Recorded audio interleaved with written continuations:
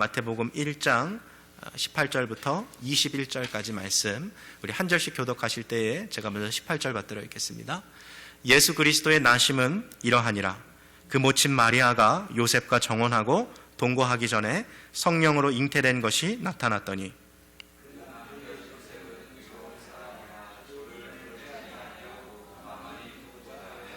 이 일을 생각할 때에 주의 사자가 현몽하여 가로되 다윗의 자손 요셉아, 내 아내 마리아 데려오기를 무서워 말라. 저에게 잉태된 자는 성령으로 된 것이라. 나으리니 이름을 예수라 하라. 이는 그가 자기 백성을 저희 죄에서 구원할 자심이라 하니라. 아멘. 반갑습니다. 잘 오셨습니다. 정말 한 주 한 주가 또 금방 지나가는 것 같고요. 눈 이렇게 딱 떠보니까 2020년도가 그 어느 때보다도 정말 숨가쁘게 확 지나간 것 같아요. 코로나로 인해서 여러 가지 상황들도 있었던 참 다사다난하는데, 이제 오늘과 다음 주 주일 하면 벌써 2022년도 마지막 단추가 이렇게 잠겨지는 것 같습니다. 그래도 이 힘들고 어려운 때에 이렇게 혹은 영상으로나 혹은 이렇게 현장에 오셔서 건강한 모습으로 예배 드릴 수 있는 것이 얼마나 더 큰 은혜고 또 축복인지 모릅니다. 지금 영상으로 함께 예배 드리고 계신 분들은요, 옆에 계신 분들 손 한번 꽉 잡아주시면서요, 이렇게 메리 크리스마스 인사했으면 좋겠고요. 우리 현장에 계신 분들도 전후좌우 계신 분들 보시면서요, 마스크 쓰고 계시니까 표정이 안 보이니까 우리 손을 좀 흔들면서 메리 크리스마스 좀 같이 인사했으면 좋겠습니다. 메리 크리스마스. 네.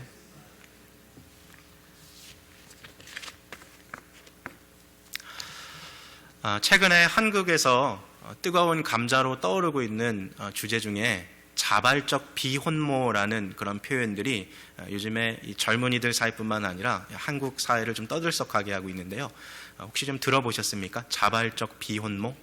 이게 무슨 말인가 하면 여성이 결혼하지 않고 시험관 시술을 통해서 혹은 입양을 통해서 어머니로서의 그런 삶을 살아가는 것을 선택하는 것을 자발적 비혼모라고 이야기하는데, 최근에 한국의 방송인 중에 후지타 사유리라는 그 일본인 방송인이 자기 그 유튜브에 이 해외에서 정자를 자기가 기증받아가지고 일본에서 그 모든 과정을 하는 것을 다 공개를 해가지고 이게 한국 사회에서 아주 뜨거운 감정으로 막 떠오르고 있는 거죠.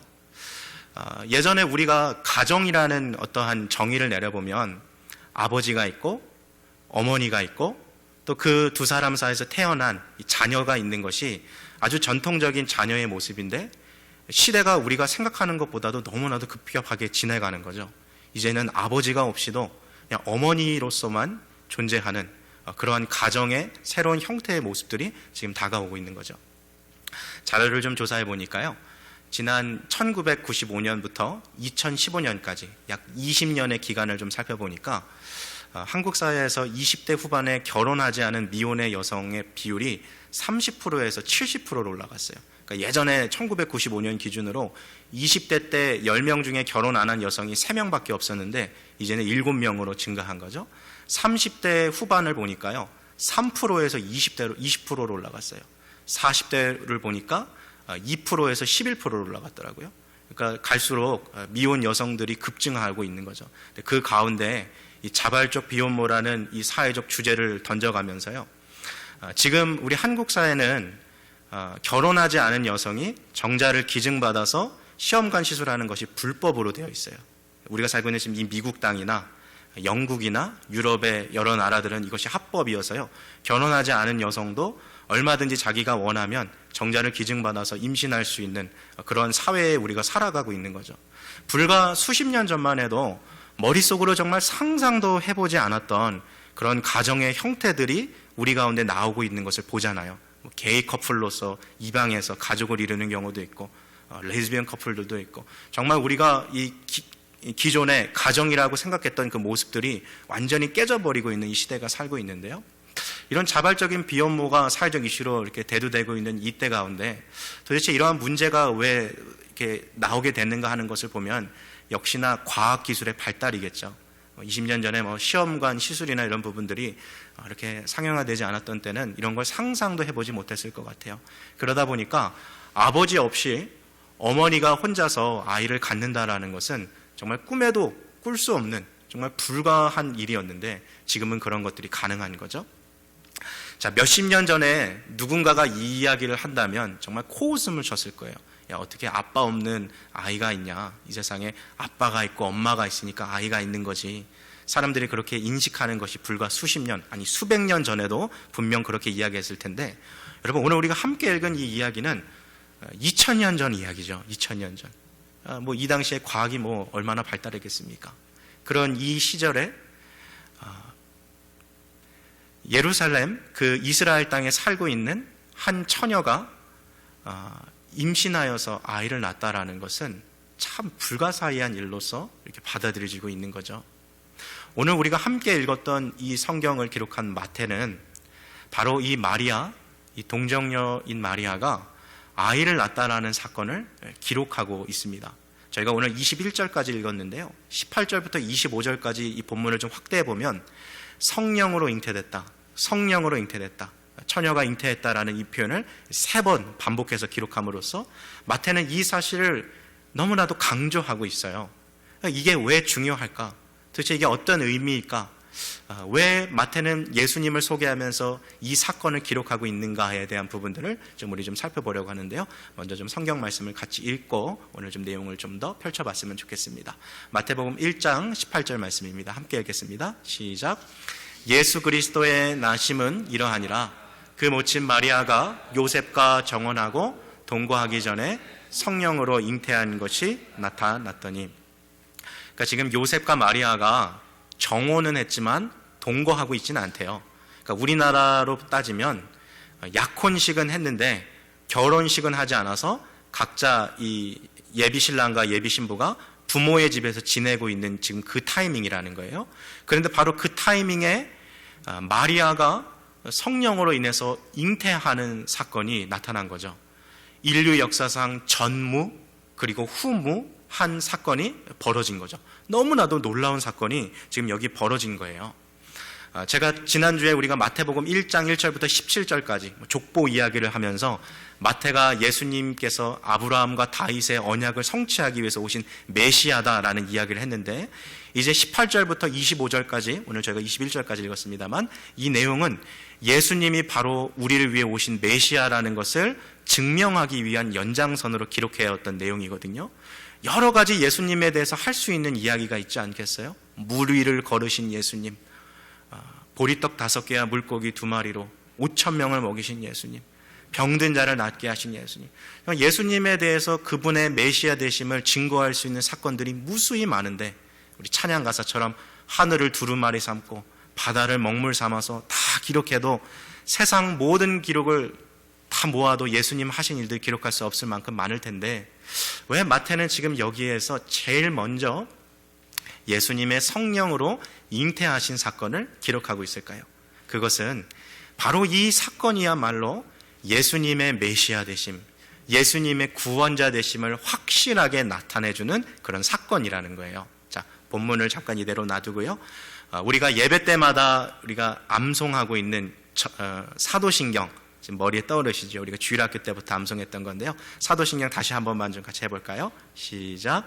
전능하사 천지를 만드신 하나님 아버지를 내가 믿사오며 그 외아들 우리 주 예수 그리스도를 믿사오니 이는 성령으로 잉태하사 동정녀 마리아에게 나시고. 자, 거기까지만 하시면 될 것 같아요. 사도신경이라는 것은 우리 기독교인들이 믿고 고백하는 신앙의 핵심을 모아둔 것이 사도신경이에요. 2000년 동안 교회 안에서 변하지 않는, 이것은 절대 타협할 수 없는 진리 중에 진리라는 거예요.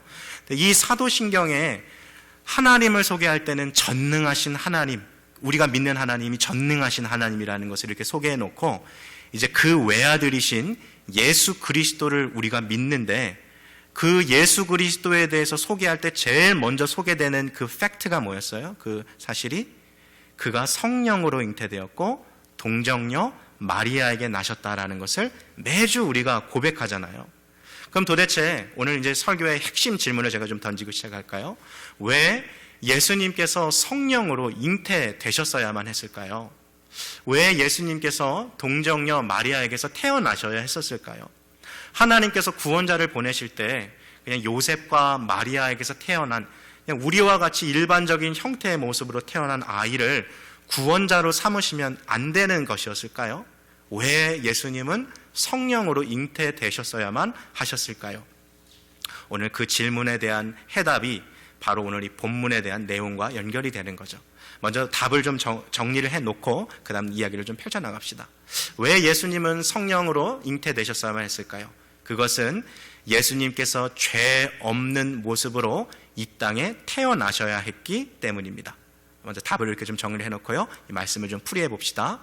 우리가 창세기로 돌아가면 에덴 동산에 인류 최초의 커플이 등장하죠. 누구와 누구예요?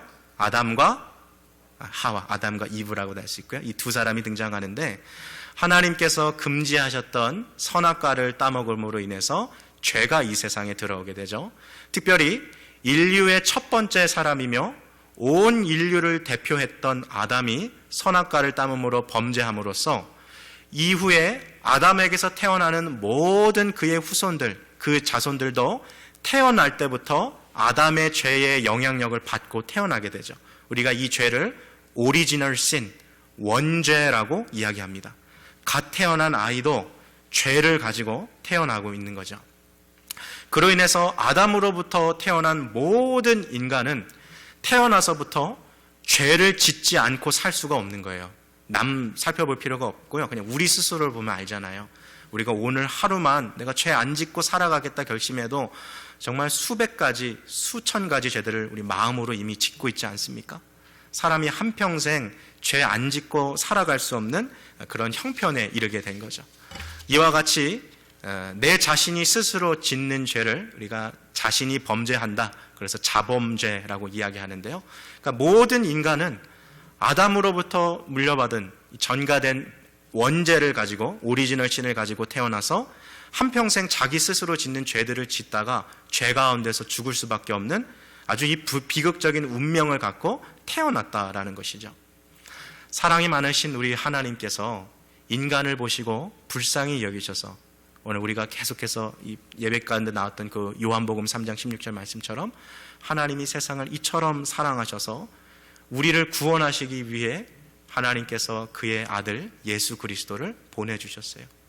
그리고 그로 말미암아 우리의 있는 죄를 대신 짊어지게 하셨고, 그가 십자가에서 돌아가심으로 우리의 죄값을 치르시고, 그를 믿는 자마다 누구든지 그 죄가 용서받고 영원한 생명을 누리도록 하셨던 거죠. 자, 따라서 우리의 죄를 사하여 주시기 위해 이 땅에 오신 예수님은 죄가 없는 모습으로 이 세상에 오셔야 했던 것이죠. 만약에 예수님이 아담의 후손으로 일반적으로 우리가 태어나는 그 모습처럼 그냥 아버지의 어머니의 만남을 통해서 태어난다면 예수님도 아담의 원죄를 물려받고 탄생하시게 되는 거죠. 여러분, 우리가 일반적인 상식으로 봤을 때요, 우리가 병원에 가서 피를 수혈받는데 병든 사람의 피를 우리가 수혈받는다는 거 상상이나 할 수 있습니까? 없죠. 왜 그렇죠? 나도 지금 건강하지 않은데 건강하지 않은 이 병든 사람의 피를 내 몸에 주입하게 되면 내가 병들게 되거든요. 마찬가지로 병든 사람의 혈액으로 병든 사람을 고칠 수 없는 것처럼 죄가 만약에 예수님이 있으시다면 예수님은 우리를 구원하실 구원자의 자격을 상실하게 되는 거죠. 그래서 하나님은 이 세상의 모든 사람들이 원죄와 자범죄를 가지고 죄악으로 살아가다가 영원히 고통당하는 지옥으로 가는 그 형벌로부터 우리를 구원하기 위해서 죄가 없으신 구원자를 이 세상에 보내주셨다라는 거죠. 자, 따라서 오늘 이 본문에 왜 마태가 예수님께서 성령으로 잉태되었다라는 사실을 계속해서 강조하고 있는가? 왜 사도신경에서 우리가 예수님에 대해서 신앙을 고백할 때 그분이 하나님의 아들이며 그분이 우리의 구원자 그리스도 되심을 고백하고 나서 제일 먼저 고백하는 내용이 그가 성령으로 잉태되었고 동정녀 마리아에게 나셨다라는 것을 고백하느냐 하는 것은 그분이 바로 죄가 없는 모습으로 이 세상에 원죄가 없이, 그 원죄가 없으므로 자범죄도 짓지 않으신 죄가 없으신 모습으로 이 땅에 오신 구원자의 자격을 갖추고 계신 예수님이시라는 것을 소개하고 있는 것이죠. 여러분, 지금도 예수님께서 성령으로 잉태되었다, 동정녀 마리아에게서 탄생했다라는 사실을 믿지 않는 사람들도 많이 있습니다. 그래서 저는 오늘 이 성탄 주일 예배 가운데 우리 성도님들에게 이 질문을 물어보고 싶은 거예요. 우리는 예수님께서 성경에 기록된 대로 성령으로 잉태하셨다라는 사실을 믿음으로 고백하고 계십니까? 그것을 믿는 것이 우리 구원과 너무나도 직결되어 있다는 거죠. 자, 다시 한번 좀 정리해 볼게요. 오늘 핵심적인 질문이 뭐였어요? 왜 예수님은 성령으로 잉태되셨어야만 했는가? 그 해답이 뭐라고요?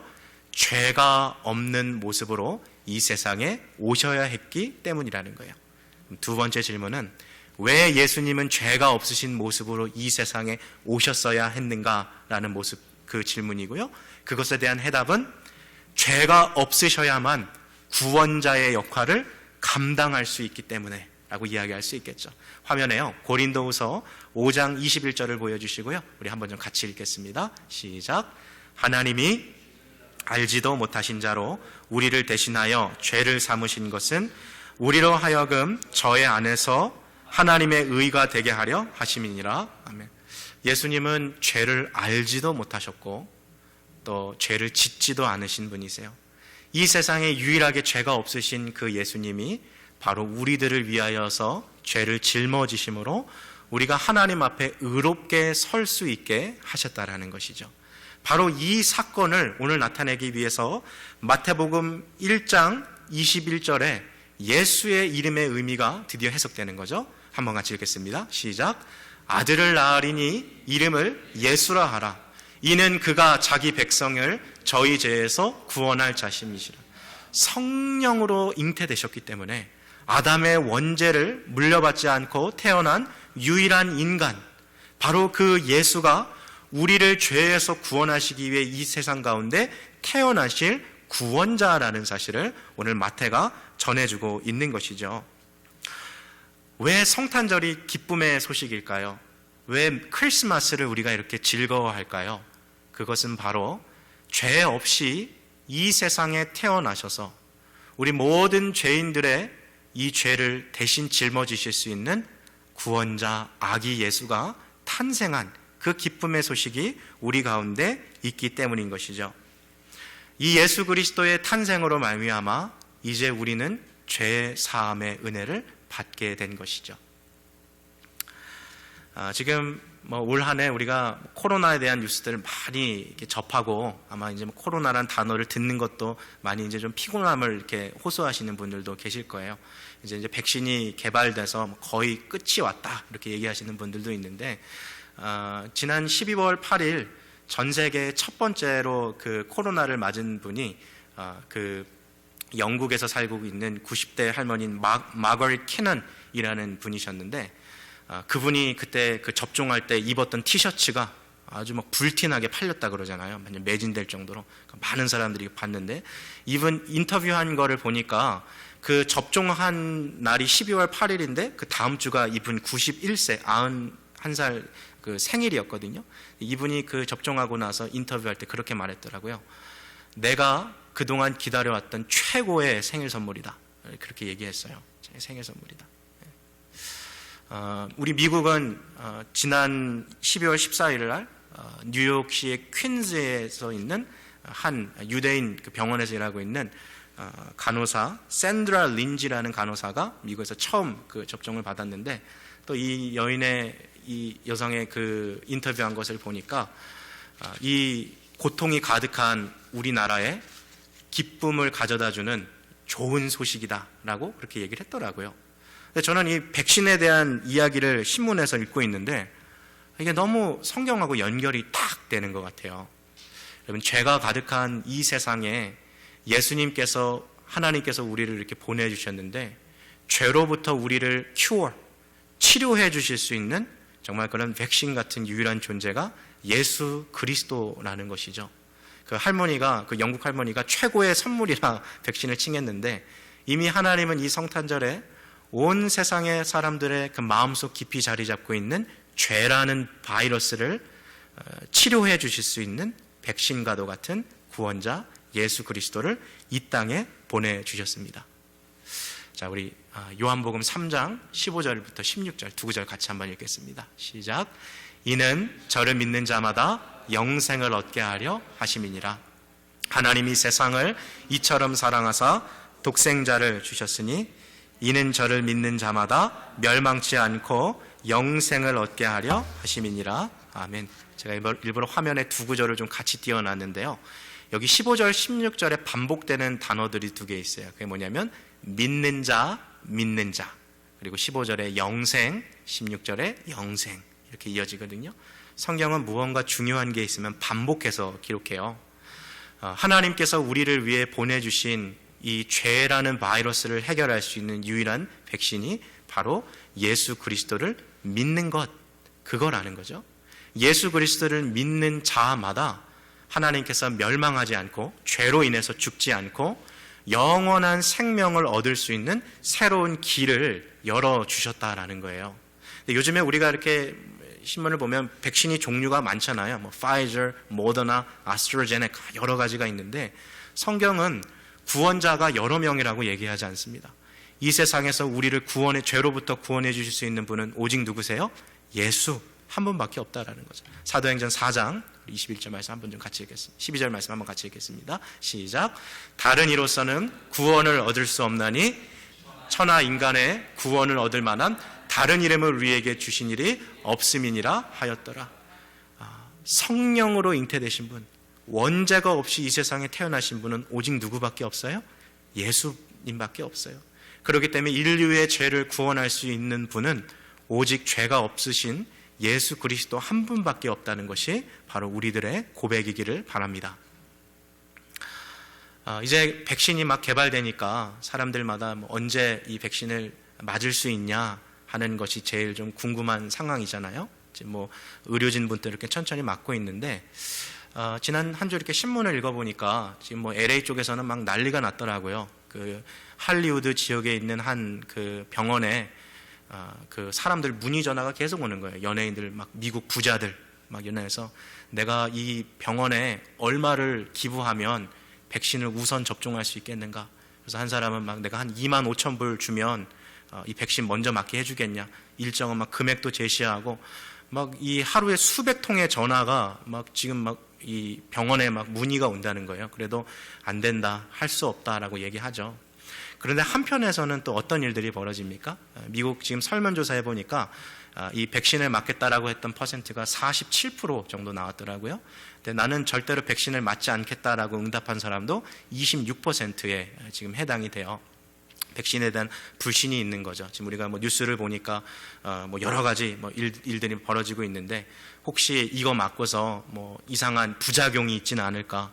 그리고 또 이 백신을 맞음으로 인해서 어떤 효능에 대한 그런 것이 진짜 있느냐라는 그런 불신과 의심에 대한 것들 때문에 안 맞겠다라고 하는 사람들도 많이 있어요. 그런데 그 모든 상황들을 좀 이렇게 놓고서 지금도 미국에서 코로나라는 그 존재 자체를 인정하지 않는 사람들도 여러분 여전히 많다라는 사실 알고 계십니까? 지난달 11월 달에 그 사우스 다코다의 한 병원에서 일하고 있는 한 여성 간호사가 CNN하고 이렇게 인터뷰한 것을 봤는데 이 여자가 직접 본 광경을 이제 그 인터뷰에서 이야기하는 거죠. 이제 그 중환자실 와가지고 그 ICU 들어가가지고 이제 그 호흡기를 대고서 막 코로나로 인해서 막 숨을 헐떡이면서 막 죽어가는 그 환자인데 세상에 코로나가 어딨냐. 내가 지금 이렇게 죽어가는 건 다른 것 때문에 그런 거다. 코로나는 거짓말이다. 막 그렇게 화를 내더래요. 그리고 숨이 넘어가는 그때에 마지막으로 그가 남겼던 말이 뭐냐면 This can't be happening to me. 도대체 나한테 이런 일은 일어날 수가 없다. It's not real. 이건 진짜가 아니다. 하고 숨을 거뒀다라는 거예요. 그 간호사가 CNN하고 인터뷰하면서 혹시 보셨는지 모르겠어요. 얼마나 너무 막 답답한 거죠. 사람들이 그렇게 코로나가 없다라고 이렇게 말하면서 보호 장비를 쓰고 간호사들을 하고 의사들이 들어가면 당신들 그거 왜 썼냐? 막 이렇게 질타하면서 비난하는 사람들이 한두 사람이 아니라 너무나도 많다라는 거예요. 그래서 제발 코로나가 진짜라는 것을 좀 받아들였으면 좋겠다라고 이렇게 안타까워하면서 인터뷰하는 것을 제가 봤거든요. 저는 그거 보면서 좀 다른 관점으로 좀 제가 이렇게 좀 받아들여서 성경으로 이렇게 연결해 보면, 맞다. 코로나라는 존재를 인정하지 않는 사람에게 백신이 개발됐다는 소식이 무슨 기쁨의 소식이겠냐. 다 거짓말처럼 느껴질 뿐이지. 이 세상이 죄로 인해서 망가졌다라는 사실, 죄악으로 인해서 우리가 영원히 죽을 수밖에 없는 이 형편에 놓였다는 사실을 인정하지 않는 이 세상 사람들에게 구원자 되시는 예수 그리스도께서 오셨다는 소식이 어찌 기쁨으로 여겨지겠는가 하는 생각들이 저한테 이렇게 다가오더라고요.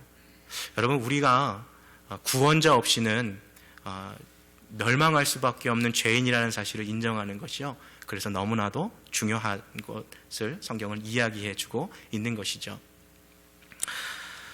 불과 수개월 전에 사랑했던 남편을 먼저 코로나로 떠나보내야 했던 어느 한 60대 미국의 한 그 여성분이요, 백신이 개발됐다는 소식을 듣고서 자기가 정말 수일 동안 하염없이 울었다라고 그렇게 이야기하는 것도 봤어요. 왜 그러냐면 자기 남편이 60대면 한참 아닙니까? 근데 그때에 이 코로나에 걸려가지고 병원에서 막 숨을 헐떡이면서 넘어가는데, 그때 만약에 이 백신이 있었더라면 내 남편 죽지 않았을 텐데, 지금 이제 다가오는 성탄절 같이 이렇게 보냈을 텐데, 백신이 그때 없었던 게 너무 한탄스럽고 너무 슬프다는 거예요. 그래서 이 밤낮으로 눈물이 멈추지 않는다는 거죠. 죽은 남편 생각하니까. 여러분, 어떤 사람들에게는 정말 그렇게 너무나도 안타깝고 너무나도 간절히 원했던 그 백신이라는 거예요. 이제 마지막에 예수님 다시 오시는 그날이 되면 천국 문이 마냥 열려 있는 것이 아니라 닫혀지는 그날이 옵니다. 그때가 되면 그제 돼서 예수님 믿고 싶어도 이제는 너무 늦어버린 때가 오는 거죠. 그래서 성경은 지금 우리가 이 은혜의 때 가운데 예수님이 우리의 죄를 위해서 이 땅에 오신 분이라는 것을 기회가 있을 때 믿으라고 그렇게 이야기하고 있지 않습니까? 마지막 그 모습을 좀 함께 같이 볼 텐데요. 누가복음 13장 28절 말씀이에요. 한번 같이 읽겠습니다. 시작. 너희가 아브라함과 이삭과 야곱과 모든 선지자는 하나님 나라에 있고 오직 너희는 밖에 쫓겨난 것을 볼 때에 거기서 슬피 울며 이를 갈미 있으며, weeping and gnashing of teeth, 슬피 울며 이를 가는 거예요. 바득바득하면서 억울한 거죠. 아, 내가 예수 믿고 천국에 들어갔어야 되는데, 아, 이게 진짜였구나, 아, 내가 믿었어야 되는데, 막 그러는 거죠. 여러분, 지금도 아까 얘기했던 것처럼 병원에서 죽어가면서도 의료진들에게 코로나가 어딨냐, 왜 보호장비 쓰고 있냐, 이건 다 가짜다, 화를 내고 있는 사람들이 마치 저한테는 뭐처럼 느껴지냐면, 죄가 어딨냐, 왜 그렇게 교회 다니냐, 왜 그렇게 예수 하느냐라는 그 사람들의 모습으로 막 비춰지더라고요. 지금 우리가 그 사람들에게 당하는 조롱과 모욕이 있을지 모르지만, 마지막 주님 다시 오시는 그날 천국 문이 닫혀졌을 때 그렇게 분내었던 사람들이 슬피 울며 이를 갈면서 땅을 치며 후회하는 거죠. 내가 그때 예수 믿었어야 되는데, 내가 그때 그 복음을 내가 들었어야 되는데 하는 그것이 있는 것이죠. 자, 지금 우리들은요, 너무나도 큰 은혜 안에서 살아가고 있습니다. 우리를 위해서 죄 없는 모습으로 성령으로 잉태되어 오신 예수 그리스도, 우리의 유일한 구원자가 되실 수 있는 자격을 갖고 계신 아기 예수의 탄생의 소식이, 그래서 우리에게는 기쁨의 소식이 되는 것입니다. 오늘 본문 1장 21절 다시 한번 좀 같이 읽을까요? 오늘 마지막 구절입니다. 한번 좀 같이 읽겠으면 좋겠습니다. 시작. 아들을 낳으리니 이름을 예수라 하라. 그가 자기 백성을 저희 죄에서 구원할 자이심이니라 하니라. 아멘. 예수의 이름의 뜻이 뭐라고요?